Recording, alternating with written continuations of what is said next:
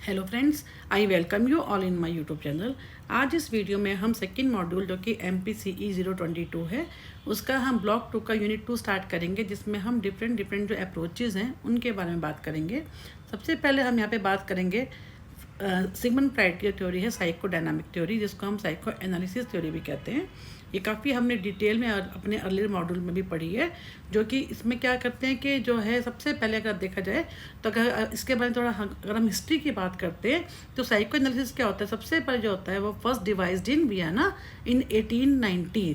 हमने इसके बारे में काफ़ी जो फर्स्ट वाला मॉड्यूल है MPCE 021 में भी पढ़ा था कि सबसे पहले जो है 1890 के अंदर ये डिवाइस हुई थी psycho analysis by Sigmund Freud. उसमें क्या था कि मेन कॉज क्या था, it involves analysis of the root cause of the behaviour and feelings by exploring the unconscious mind and conscious mind का उससे क्या रिलेशन होता है। हमने उसके बारे में इसमें बात की थी कि सिगमंड फ्राइड क्या कहना चाहते थे अपनी साइको एनालिसिस थ्योरी के अंदर। तो अब इसमें क्या है, ये भी वही है, थोड़ा सा हम इसको और डिटेल में पढ़ लेते हैं। जैसे इन्होंने क्या कहा कि जो सिगमंड फ्राइड की थ्योरी है इसमें जो बेसिक कंसेप्ट क्या है, नंबर 1 पे लेवल्स ऑफ मेंटल लाइफ क्या है। मेंटल लाइफ में क्या था, हमने इसमें क्या किया था कि इसमें इन्होंने 3 तरह के माइंड की बात की थी। जो हमारा जो माइंड होता है, जो हमारा मेंटल सेटअप होता है, उसमें 3 तरह की बातें, एक तो कॉन्शियस था, एक प्री कॉन्शियस जिसको हम सब कॉन्शियस भी कहते हैं, एक है अनकॉन्शियस। और मेनली क्या होता है इसमें, सिगमंड फ्राइड ने कहा क्या कहा था कि जो हमारा जो कोई भी जो आज का जो बिहेवियर है वो रूट कॉज, जो हमारी जो हर तरह की प्रॉब्लम का हमारे बिहेवियर का जो रूट कॉज है, जो हम जैसा सोचते हैं, जो हम फील करते हैं, वो क्या है, हमारे अनकॉन्शियस माइंड में चल रही जो मेमोरीज होती हैं, जो फीलिंग्स होती हैं, जो रिप्रेस्ड होती हैं, उसके कारण से हमारे को प्रॉब्लम होती है। और जो with the help of counsellor उनको जो है अनकॉन्शियस में जो हिडन जो मटेरियल होता है, हम उसको क्या करते हैं, with the help of counsellor जो है उसको कॉन्शियस माइंड में लाया जाता है। तो कॉन्शियस लेवल में क्या होता है, इंक्लूड एवरीथिंग, जो कि कॉन्शियस में क्या होता है, जो हर चीज़ जो आज में है, जो कि प्रेजेंट में है, जो हमारे जिसके लिए हम अवेयर हैं एट द गिवन मोमेंट में, जो हम अवेयर हैं जिस चीज़ के लिए। और the unconscious mind include such things as the sensations है, परसेप्शंस है, मेमोरीज हैं, फीलिंग्स हैं and fantasies inside of the our current, हमारा जो करंट अवेयरनेस है, दैट इज कॉल्ड द हमारा conscious mind. And consciousness plays minor role in psycho analysis, क्योंकि consciousness का रोल बहुत कम है, हर जगह इन्होंने क्या किया है, अनकॉन्शियस माइंड के ऊपर ज़्यादा फोकस किया है। अब उसके बाद बात करते हैं pre conscious. Pre conscious mind कौन सा है, जो कि उससे नीचे होता है। Pre conscious bridges the consciousness and unconscious, दोनों के बीच में जो क्या आता है, जैसे हम बात करते हैं, ये मान लीजिए यहाँ पे ये है हमारा इन्होंने सिगमंड फ्राइड ने अनकॉन्शियस को बहुत ज़्यादा इंपॉर्टेंस दी है। तो इन्होंने क्या कहा है कि नंबर 1 पे हम अगर बात करते हैं 3 लेवल्स ऑफ माइंड की, ये हमारा जो है मान लीजिए ब्रेन है, इसमें इन्होंने यहाँ तक किसको लिया, अनकॉन्शियस माइंड को। और ये बीच का जो है ये हमारा कौन सा, सबकॉन्शियस, जिसको हम प्री कॉन्शियस भी कहते हैं, और ये हमारा क्या है, कॉन्शियस माइंड। तो इन्होंने क्या कहा कि ये बहुत कम है, जितना ज़्यादा है इन्होंने ज़्यादा इसको 75% तक इन्होंने माना कि ये जो है अनकॉन्शियस माइंड को बहुत ज़्यादा इन्होंने इंपॉर्टेंस दी अपनी थ्योरीज में। तो प्री कॉन्शियस में क्या होता है, वो इन दोनों के बीच में जो कॉन्शियस माइंड है और अनकॉन्शियस, उन दोनों के बीच में क्या करता है, ब्रिज का काम करता है। तो ये इन्होंने क्या कहा है कि मेनली क्या है कि it contain all thoughts and emotion which are not presently aware but which we can easily draw into conscious awareness. जैसे हम लोगों ने अभी हम बात कर रहे हैं, हम लोगों ने कल क्या जो वीडियो देखी थी उसमें हम लोगों ने क्या सुना था, क्या पढ़ा था, तो वो क्या होगा, हमारा सब कॉन्शियस, जिसको हम याद करना चाहें तो हम एकदम से हमें याद नहीं भी होगा। या हमने 2 दिन पहले जो वीडियो देखी थी, हमने उसमें क्या देखा था, किस जो है यूनिट से रिलेटेड हमने वीडियो देखी थी, तो वो हमारा क्या होगा, सबकॉन्शियस या प्री कॉन्शियस माइंड, जिसको अगर हम अवेयर अभी नहीं है, लेकिन अगर हम उसको याद करना चाहें तो ईजिली उसको अपनी अवेयरनेस के अंदर उसको ला सकते हैं। तो क्या होता है, thus it can be brought into the conscious mind by choice, for example recalling what you did yesterday. अब सबसे इंपॉर्टेंट इन्होंने क्या है, लेवल ऑफ माइंड क्या है, दैट इज अनकॉन्शियस माइंड। इसमें क्या होता है, it is all the repress ideas, thoughts, experiences and emotion, हर तरह के हमारी जो मेमोरीज होती हैं वो इसमें जो है हिडन होती हैं, और एक आइसबर्ग की तरह काम करता है। आइसबर्ग जैसे मैंने अभी आपको बताया, आइसबर्ग क्या कैसा होता है, जैसे ये है ना, इसमें इन्होंने इस टाइप से कहा है, इसमें कहते हैं everything about the water represent the conscious. जैसे यहाँ पे इन्होंने इतना, ये क्या है, वाटर, इसके ऊपर का जो एरिया है वो क्या हो गया, कॉन्शियस ले लिया आइसबर्ग के फॉर्म में। Everything about the water represent the, ये हमारा क्या हो गया, कॉन्शियस हो गया। Well everything below the water represent the unconscious, ये सारा हमारा अनकॉन्शियस हो गया। कि जितना भी है ये सारा इन्होंने अनकॉन्शियस को ले लिया, बहुत कम। यहाँ तक अगर आप लेंगे तो इसको आप सबकॉन्शियस या प्री कॉन्शियस भी कर सकते हो। तो इन्होंने क्या किया, well everything below the water represent the unconscious. According to Sigmund Freud, the unconscious continues to influence our behavior and experience even though we are not aware of this. हमें पता नहीं होता, लेकिन ये वास्तव में क्या होता है, हम सबकी लाइफ के अंदर बहुत ज़्यादा मटेरियल जो होता है हमारा, जो अनकॉन्शियस माइंड में होता है, हिडन होता है, वही हमारे बिहेवियर को आज की डेट में वो डिटरमिन करता है।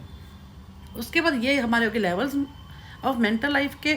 अब बात करें इंस्टिंक्ट्स, इन्होंने दो तरह के इंस्टिंक्ट की बात की थी, इरोस एंड थैनाटोस। इरोस हमारी कौन सी होती है, लव से रिलेटेड होती है, जो कि बड़ी पॉजिटिव होती हैं, जिनके बारे में हम याद करते हैं, हमें अच्छा लगता है। डेथ की क्या होती है, जो नेगेटिव होती हैं, डेथ इंस्टिंक्ट को हम थैनाटोस भी कहते हैं। तो इन्होंने क्या कहा है कि इन दोनों को the force of the life instinct क्या होता है, जिसको हम इरोस बोलते हैं, वो क्या है, लिबिडो, सोर्स ऑफ एनर्जी उसको कहाँ से मिलता है, लिबिडो से। और दैट इंस्टिंक्ट क्या होता है, वर नॉट नेम्ड, इनका इन्होंने कुछ भी नहीं बताया उनके बारे में। ये तो जो लाइफ इंस्टिंक्ट होती है, सीक ग्रेटिफिकेशन थ्रू सेक्सुअल, जो लाइफ इंस्टिंक्ट होती है, जो जिसका सोर्स ऑफ जो क्या होता है, सेटिस्फैक्शन क्या होता है, सेक्सुअल सेटिस्फैक्शन, इससे हमारे को एनर्जी मिलती है। ये हमारा जो लिबिडो होता है, इसको हम क्या है, ये इसके थ्रू हमारे को जो लाइफ में अच्छा फील होता है, लव की फीलिंग आती है, it is due to the libido which is fulfilled by the हमारी सेक्सुअल सेटिस्फेक्शन से होता है। डेथ के बारे में इन्होंने क्या क्या कहा है कि जब डेथ इंस्टिंक्ट होती है, जब हमारे को एक जो है नेगेटिव फीलिंग आती है, जिसको हम थैनाटोस कहते हैं, तो वो क्या, वो कब हमारा एक्टिव होता है, एग्रेशन होता है, हमारे क्रूरल्टी की फीलिंग होती है, सुसाइड होता है, मर्डर होता है। लेकिन हमारी लाइफ में दोनों ही जो ये इंस्टिंक्ट्स होती है, ये बहुत ज़्यादा इंपॉर्टेंट रोल प्ले करती हैं। फिर हमने बात की थी डिफेंस मैकेनिज्म्स की। सिगमंड फ्राइड की थ्योरी के तो सबसे इंपॉर्टेंट जो है डिफेंस मैकेनिज्म होता है, जिसमें हमने तीन चीज़ों की बात की थी, id, ego and super ego. Id था एक, तो हमने की बात की थी, एक हमने ईगो की बात की थी, एक हमने सुपर ईगो की बात की थी। जो हमारी जो डिफेंस मैकेनिज्म होते हैं, ये किस पे रिलेटेड होते हैं, ईगो के लिए, जो रियलिटी बेस्ड होते हैं। कई बार हम ऐसा बिहेवियर करते हैं, कई बार हमारे ये जो होता है, ये रियलिटी प्रिंसिपल पे होता है, ये क्या होता है, प्लेजर प्रिंसिपल पे, और ये क्या होता है, मोरल प्रिंसिपल पे। तो इसमें क्या होता है कि हम लोग कई बार क्या करते हैं कि अपनी ईगो को, जो रियलिटी को फेस करने के लिए, कहीं ना कहीं अपने उस बिहेवियर के लिए हम डिफेंस मैकेनिज्म को यूज़ करते हैं कि भाई हमारी जो एंग्जाइटी होती है, जो हम अगर मान लीजिए हम जो हमारा प्लेजर प्रिंसिपल क्या होता है, ईड, हमारी जिद, मन कहता है कि हमें ये भी मिल जाए, ये भी मिल जाए। लेकिन जो रियलिटी प्रिंसिपल, जो ईगो है, ईगो क्या क्या होता है, इनफैक्ट क्या होता है, हमारे पास उतना सब चीज़ें नहीं हो पाती। तो इसमें क्या होता है, हमारे को एंग्जाइटी होती है। उस एंग्जाइटी को ओवरकम करने के लिए हम क्या करते हैं, डिफेंस मैकेनिज्म को यूज़ करते हैं टू रिड्यूस आवर एंग्जाइटी। इसमें क्या है कि डिफेंस मैकेनिज्म एम टू, इसका क्या एम होता है, to reduce anxiety and painful states. The reason of anxiety is that problem does not have any, कोई इसका रियलिस्टिक हमारे पास सोल्यूशन नहीं होता। जो हमारे पास जो लाइफ की रियलिटी होती है, उससे हमारे को क्या होता है, कभी एंग्जाइटी हो जाती है, जिसके लिए हमारे को डिफेंस मैकेनिज्म को यूज़ करना पड़ता है। फॉर एग्जाम्पल उन्होंने कहा है, a student failed in the examination make him anxious. कोई स्टूडेंट जो होता है वो एग्जाम में फेल हो जाता है, तो जिसके कारण वो क्या होता है, एंशियस हो जाता है। To reduce this anxiety he says the answers are not properly assessed. अपने आप को डिफेंड करने के लिए वो क्या करता है कि इसका मतलब क्या है, जिसने जो एग्जामिनर है उसने ही पेपर ठीक से चेक नहीं किया, वो ये नहीं कहेगा कि मैंने पढ़ाई कम की। तो ये क्या होता है, defence mechanism. Defence mechanism are employed as a part of the unconscious process of the person mental functioning. अब इसमें मेन कौन कौन से होते हैं, हमने 9 तरह की बात की थी, यहाँ इन्होंने थोड़ा सा कम दे रखे। इसमें जैसे नंबर 1 पे क्या होता है, रैशनलाइजेशन। रैशनलाइजेशन क्या होता है, हम किसी चीज़ को डिफेंड करते, कोई रैशनल तरीका उसके बारे में हम ढूंढते हैं। जिसमें क्या होता है, criminal gives reason of criminality in bad company. अगर किसी ने कोई जो है क्राइम किया है, तो वो क्या कहता है कि मैंने इसलिए किया क्योंकि मैंने नहीं किया, लेकिन मेरे पास कंपनी ही मेरी गलत थी, इस कारण से। ऐसे हम कोई ऐसा रैशनल तरीका जो एक्सप्लेनेशन हम देते हैं, that is based on the rational basis. उसके बाद हम बात करते हैं रिप्रेशन। इसमें क्या होता है, हम उस चीज़ को दबा लेते हैं। अनवांटेड और unacceptable thoughts, feelings, memories are pushed into the unconscious because of their recall may be painful. अगर उस चीज़ को हम याद करते हैं, ठीक है। मान लीजिए किसी का ब्रेकअप हो जाता है, तो उसमें क्या होता है कि बार बार इसके बारे में सोचता ही रहेगा वो इंसान, तो क्या होगा, वो आगे लाइफ में दोबारा से खड़ा नहीं हो पाता। तो इस कारण से क्या होता है, अपनी उस टाइप की मेमोरीज को जो कि अनएक्सेप्टेबल होती हैं, ऐसी फीलिंग्स को, मेमोरीज को, थॉट्स को, वो क्या करते हैं, हम लोग उनको अनकॉन्शियस माइंड में ले आते हैं ताकि हम आगे अपनी लाइफ को मूव ऑन कर सकें। तो ये इसके अंदर है कि जिसमें रिप्रेशन के अंदर हम अपनी उस मेमोरीज को हिडन कर लेते हैं। फिर हम बात करते हैं डिस्प्लेसमेंट। इसमें क्या होता है, किसी के ऊपर अगर किसी को किसी जैसे इन्होंने एग्जांपल देखा, mother push is child and child becomes angry. इसमें क्या होता है, displacement involve shifting emotional reaction from one person, और किसी एक आदमी का जो गुस्सा है वो किसी दूसरी सिचुएशन के ऊपर निकाल दें। It he can not express his anger on mother. अगर मान लो किसी की मदर ने उस बच्चे को पनिश किया है, तो वो मदर को तो कुछ कह नहीं सकता। He can not express his anger on mother, hence he displace it and show it on the toys. अपने खिलौनों को तोड़ के फेंक देता है, या छोटे भाई बहन को मारना पीटना शुरू कर देता है। ये क्या होता है, डिस्प्लेसमेंट। फिर बात करते हैं प्रोजेक्शन की। अपनी फीलिंग्स को किसी दूसरे के ऊपर प्रोजेक्ट करना, किस लिए, अपनी एंग्जाइटी को कम करने के लिए। जैसे इन्होंने यहाँ पे कहा है कि to get relief from anxiety, person attribute the source anxiety to external world rather than on his own fault. Our feelings are attributed to others. Instead of saying I hate her, she hates me, will he said. ऐसे कहेगा वो कि ऐसा नहीं कि मैं किसी को मैं हेट करता हूँ, बल्कि शी हेट्स मी, यानी अपना जो है अपनी उस फीलिंग को दूसरे का सहारा लेकर उसका प्रोजेक्ट करना।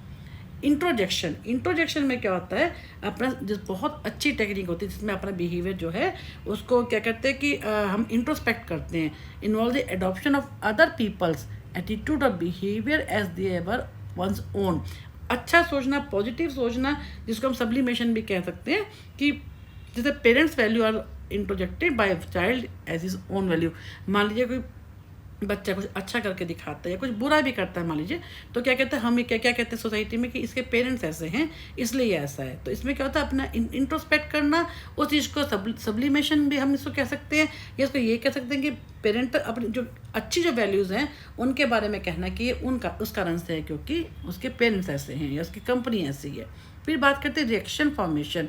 It is developing of opposite feeling, जो हमारी जो गुस्सा हमारे को जो एंग्जाइटी हो रही है उसका उल्टा। जैसे hate is replace by love, anger is replace by the relaxation. ठीक है, जैसे हमने एंग्जाइटी किया था बिहेवियर थेरेपी में, एंग्जाइटी को हम रिलैक्स के साथ कर देते हैं। जहाँ किसी को एंग्जाइटी होती है वहाँ पे उसको रिलैक्सेशन टेक्निक सिखाई जाती है, यानी उसका उल्टा करना, इंट्रोडक्शन फॉर्मेशन करना। फिर बात करते हैं साइकोसेक्सुअल डेवलपमेंट। साइकोसेक्सुअल में उन्होंने क्या किया है कि डिफरेंट स्टेजेस की बात की, क्योंकि जो सिगमंड फ्राइड थे उन्होंने जो है हर जगह अपनी लिबिडो को बहुत इंपॉर्टेंट माना कि सोर्स ऑफ एनर्जी क्या होती है, लिबिडो, जो हमारी सेक्सुअल ग्रेटिफिकेशन से हमारे को फुलफिल होती है। तो इन्होंने क्या कहा है कि सेक्स के ऊपर उन्होंने बहुत ज़्यादा फोकस किया है। इनकी जो सिगमंड फ्राइड की थोड़ी बाद में कैरन हॉर्नी ने और कई लोगों ने जो इनके बाद आए हैं उन्होंने इस चीज़ को क्रिटिसाइज भी किया है कि सोर्स ऑफ एनर्जी, इन्होंने कैसे एक छोटा बच्चा जो है वो सेक्सुअल फीलिंग उसको हो सकती है, कैसे उसका लिबिडो इतना वो स्ट्रांग हो सकता है। तो इसके बारे में अब क्या इन्होंने जैसे कहा कि साइकोसेक्सुअल डेवलपमेंट में उन्होंने क्या है स्टेज वाइज कहा है कि द स्टेजेस क्या होती हैं ये depending on the mode of gratification of libido. अब क्या है ओरल स्टेज, जैसे बर्थ से लेकर 18 मंथ्स का, इस जो बहुत छोटा बच्चा होता है बर्थ से, लेकिन 18 मंथ्स का बच्चा जो होता है उसको सोर्स कैसे मिलता है, उसको माउथ, मुंह से सकिंग करके। Mouth is organ of the body to get pleasure, therefore the oral activities including lips है, टंग है and associated structure become the basic इंटरसकिंग से, स्वेलो करने से, स्पीटिंग से, बाइटिंग से उसको क्या मिलता है, बच्चे को प्लेजर मिलता है। यानी इसका सोर्स ऑफ क्या एनर्जी क्या होता है, लिबिडो कैसे होता है, is the mouth. Sucking, swallowing, spitting, biting, इन सब चीज़ों में उसको ग्रेटिफिकेशन मिलती है।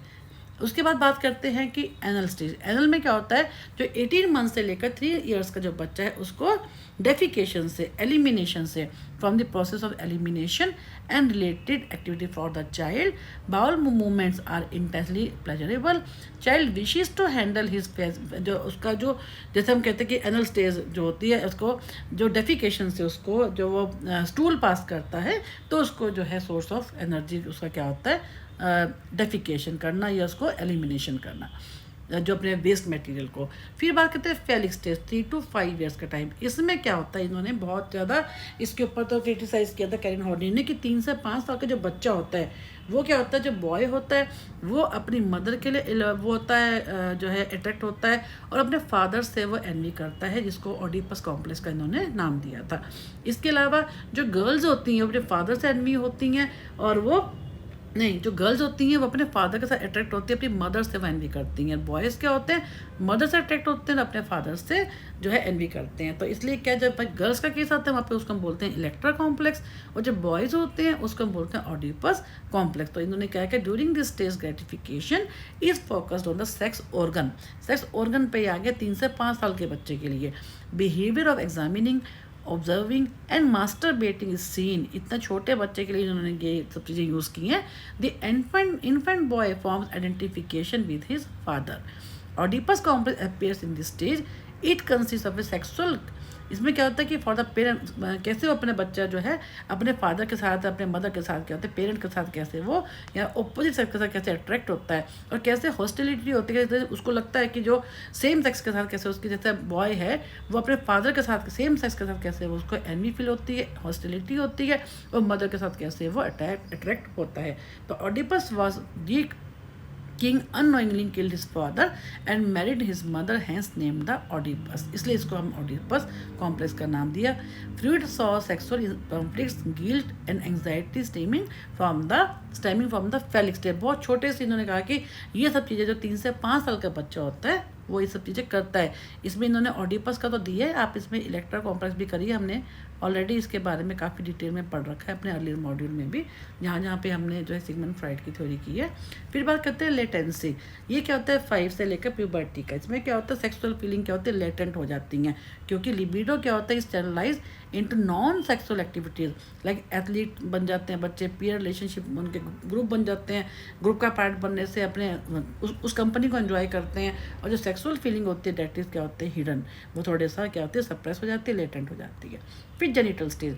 जेनिटल में क्या होता है, puberty to end of life. इसमें क्या होता है, puberty to end of life में हम क्या करेंगे कि इन्होंने क्या किया, at puberty there is reawakening of the sexual feeling. Reawakening का मतलब क्या है, री अवेकिंग में इन्होंने क्या है कि फिर से जो हमारा लिपिडो शांत हो चुका होता है, फिर से वो क्या होता है एक्टिव हो जाता है। This reawakening of the sexual energy and seeks gratification. The libido energy is focused on the genitals पे फिर से फोकस हो जाती है। एडल्ट एक्सप्रेशन ऑफ सेक्सुअलिटी, यानी हम अब क्या करते हैं आगे बच्चे जो बड़े हो जाते हैं प्यूबर्टी से लेकर till the end of life है, तो उसमें हम क्या करते हैं, हमारा जो लाइफ में जो पार्टनर आता है उसके साथ जो हमारा जो सेक्सुअल रिलेशनशिप होता है उससे हमारा क्या होता है, सोर्स ऑफ एनर्जी क्या होती है, ग्रेटिफिकेशन क्या होता है, लिबिडो का सोर्स क्या होता है, gratification is the sexual gratification. अब बात करते हैं थ्योरी ऑफ पर्सनैलिटी। इन्होंने क्या किया है, अब तक हमने जो जितनी भी ये सब किए हैं सब कुछ सिगमंड फ्राइड का ही हम पढ़ रहे हैं। इसमें लेवल्स ऑफ मेंटल लाइफ हमने क्या कर लिया, हमने इस पर डिफेंस मैकेनिज्म किए थे, हमने इरोज एंड थैनाटोस की बात की। इसके अलावा हमने साइको सेक्सुअल डेवलपमेंट के बारे में डिटेल में बात की, जो डिफरेंट स्टेज होती हैं। फुल अगर थ्योरी आती है आपको शॉर्ट करके आपको ये पूरा दिखाना पड़ेगा, अगर नहीं तो ये 5 नंबर में 3 नंबर में जो है एग्ज़ाम में आता है, तो आप उस जैसा भी आता है तो आप उसको उस टाइप से मेंशन करेंगे, उसी तरीके से आप उसको आंसर में लिखेंगे। अब जो हम थ्योरी ऑफ पर्सनैलिटी कर रहे हैं ये भी क्या है, सिगमंड फ्राइड का ही थ्योरी का पार्ट है, जो हमने अभी ऑलरेडी किया कि id, ego and super ego. इन्होंने सिगमंड फ्राइड की थ्योरी में क्या है, personality is made up of 3 major components, id, ego and super ego. Id क्या होता है, जो कि क्या होता है प्लेजर प्रिंसिपल पे काम करता है, एक हट होती है। From birth humans are motivated to gratify their biological needs such as hunger. हमें भूख लगती है, हमें अंदर से फीलिंग होती है ना, हमें जब हम खाना खाते हैं तो हमारे को क्या होता है प्लेजर, अच्छा लगता है। लेकिन और हम हर कोई अपन जो पेन होता था, aim of it is to obtain pleasure and avoid pain. हर कोई पेन को दूर करना चाहता है, अपनी टेंशन को कम करना चाहता है with forming mental image of the object. अब उसके लिए हम क्या करते हैं, जैसे हम कई बार ऐसी जिद कर बैठते हैं जो कि हमारे को जिससे खुशी मिलती है, हमें लगता है कि हम ऐसा करेंगे तो हमें बहुत अच्छा लगेगा, लेकिन वो रियलिटी बेस्ड नहीं होता। That is only based upon the pleasure principal, जो जिसके लिए हम मोटिवेटेड होते हैं, जो कि लेकिन क्यों ऐसा होता है, क्योंकि हमारे को बायोलॉजिकली हमारे अंदर ये चीज़ होती, साइकोलॉजिकल होती है, इमोशनल, हमारे को अपनी ये सब नीड्स को जो है फुलफिल करना होता है। फिर बात करते हैं ईगो। ईगो क्या होती है, जो कि रियलिटी प्रिंसिपल पे काम करता है, जो कि ego is govern by the reality principle. Inner demand is gratified with consideration of outside restriction. हमारे पास रिसोर्सेज कितने हैं, हमें लगता है कि हम ये भी ले लें वो भी ले लें, तो क्या हमारे पास उसकी रिसोर्सेज हैं? नहीं है। तो रियलिटी बेस पे क्या होता है, हमें मिलता क्या है वो डिपेंड। हम सब बनना चाहते हैं, मान लीजिए बहुत हाई पोजीशन में चाहते हैं कि हमारे पास ये भी हो, कार बंगला गाड़ी सब हो, लेकिन रियलिटी क्या है? तो ये सब क्या होता है, जो ईगो क्या होती है, जो कि रियलिटी बेस्ड होता है, रियलिटी प्रिंसिपल पे काम करता था। Hungry person has to seek and eat food to reduce tension. Ego function as executive balancing between subjective reality and objective reality. फिर बात करते हैं सुपर ईगो, जो कि मोरल प्रिंसिपल पे काम करता है। मोरल प्रिंसिपल क्या होता है, हमें ये करना चाहिए या नहीं करना चाहिए, इसके ऊपर डिपेंड करता है। जिसमें क्या होता है, सुपर ईगो जो होता है वो हमेशा ईगो को गाइड करता है। Super ego has no energy of its own, अपनी कोई एनर्जी नहीं होती।